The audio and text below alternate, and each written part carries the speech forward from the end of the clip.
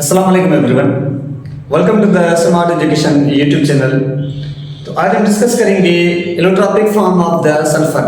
सबसे ज़्यादा अहम पॉइंट्स होती हैं, इसमें से काफ़ी ज़्यादा एमसीक्यूज पूछे जाते हैं। सल्फर के 3 एलोट्रॉपिक फॉर्म होते हैं। सबसे पहले तो मैं डिस्कस करूंगा कि ये जो हमारे पास सल्फर एलिमेंट होता है, इस सल्फर को हम नाम देते हैं उर्दू में कि गंधक। जो गंधक हम यूज़ करते हैं वाटर की प्योरिफिकेशंस करने के लिए।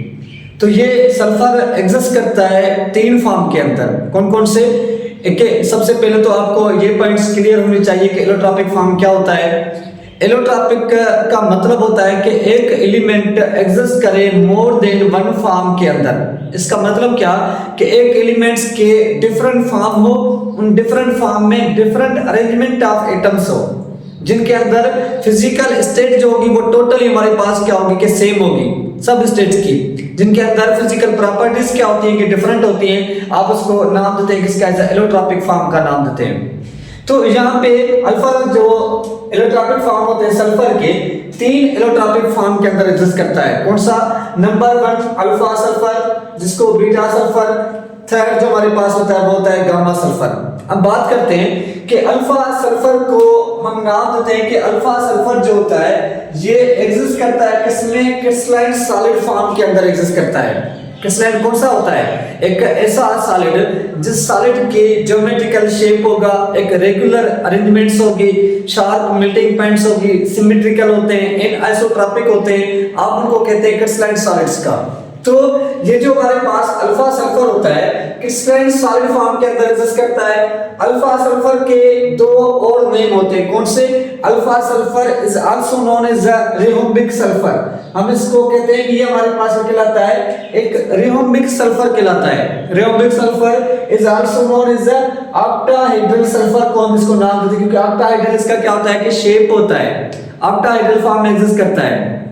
उसके बाद ये जो अल्फा सल्फर होता है ये it is stable at room temperature. Room temperature पे क्या होता है कि स्टेबल होता है। रूम टेम्परेचर पे क्या करता है? एग्जिस्ट करता है, क्योंकि इसकी जो बॉइलिंग पॉइंट्स होती है वो काफी ज्यादा हाई बॉइलिंग पॉइंट्स है।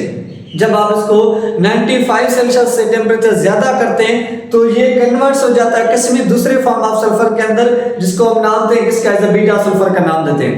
तो इट इसका जो कलर होता है, कलर के हिसाब से एमसीक्यूज आपसे पूछ सकते हैं कि जो अल्फा सल्फर होता है इसका कलर कौन सा होता है? अल्फा सल्फर का कलर होता है कौन सा? पेल येलो कलर के अंदर ये क्या करता है कि एग्जिस्ट करता है। ये प्रीवियस में काफी बार एमडीकेट के अंदर, इकेट्स के अंदर क्वेश्चन पूछा गया है कि what is the colour of the alpha sulphur. उसके बाद कि जो हमारे पास अल्फा सल्फर होता है ये नेचर में क्या करता है कि एग्जिस्ट करता है। उसके बाद ये जो अल्फा सल्फर होता है ये एग्जिस्ट करता है किसमें? नॉन पोलर नेचर में एग्जिस्ट करता है, क्योंकि इसके पास जो डायपोल मोमेंट होता है वो क्या होता है कि 0 होता है। डायपोल मोमेंट 0 क्यों है इसका?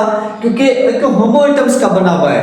ये टोटल हमारे पास क्या है कि होमो एटम्स के बीच में बना होता है, जिसकी वजह से इसका जो डायपोल मोमेंट होता है वो 0 है। अगर डायपोल मोमेंट 0 है तो हमारे पास नॉन पोलर नेचर में एग्जिस्ट करता है। अगर नॉन पोलर है तो ये हमेशा सॉल्युबल होता है किसमें? नॉन पोलर में। जैसे कि CH2 कार्बन डाइसल्फाइड के अंदर मिक्स हो जाता है, पेट्रोल के अंदर मिक्स हो जाएगा, बेंजीन के अंदर मिक्स हो जाएगा, या आप कोई भी और चीज ले लें तो हमेशा वाटर के अंदर इनसॉल्युबल होता है, लेकिन एक नॉन पोलर सॉल्वेंट्स के अंदर क्या होता है कि मिक्स हो जाता है। जिसका हमारे पास शेप कौन सा होता है कि ये शेप आपने अक्सर तौर पे जो पीर वगैरह की केप देखी होगी, ताज के तौर पे क्या होता है केप होती है। सेम अल्फा सल्फर का भी उसी फॉर्म में क्या होता है कि शेप के अंदर एग्जिस्ट करता है। अब बात करते हैं किसकी? हम बात करते हैं बीटा सल्फर की बात करते हैं। What is the beta sulphur?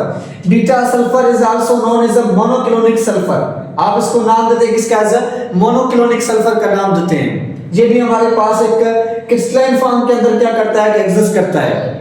उसके बाद is also known as a prismatic sulphur.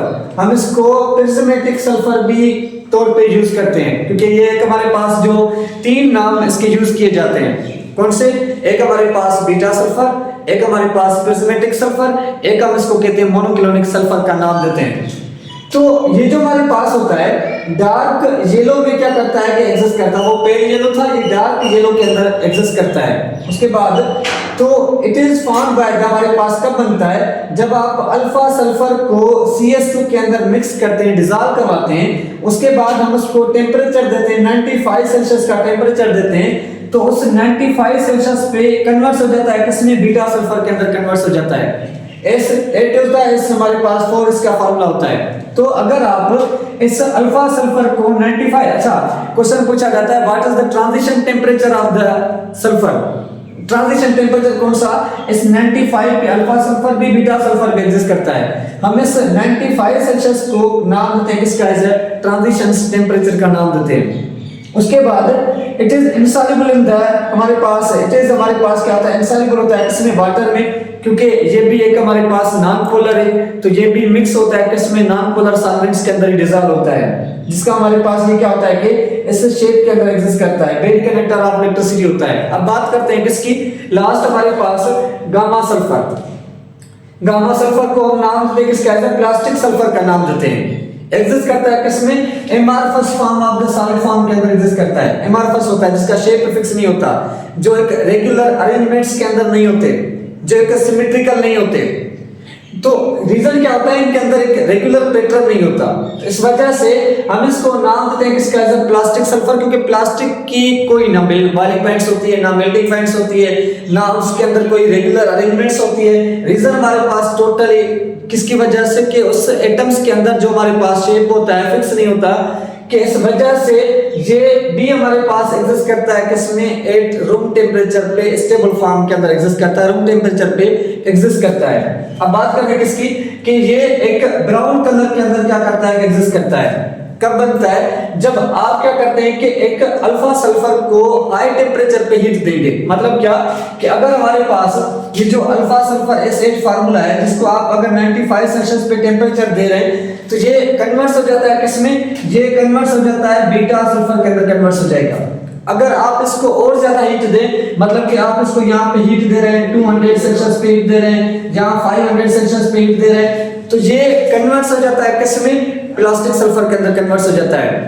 तो ये भी हमारे पास क्या होता है कि बेड कंडक्टर ऑफ इलेक्ट्रिसिटी होता है, ये भी वाटर के अंदर सॉल्युबल नहीं होता, क्योंकि ये भी हमारे पास नॉन पोलर का बना हुआ है।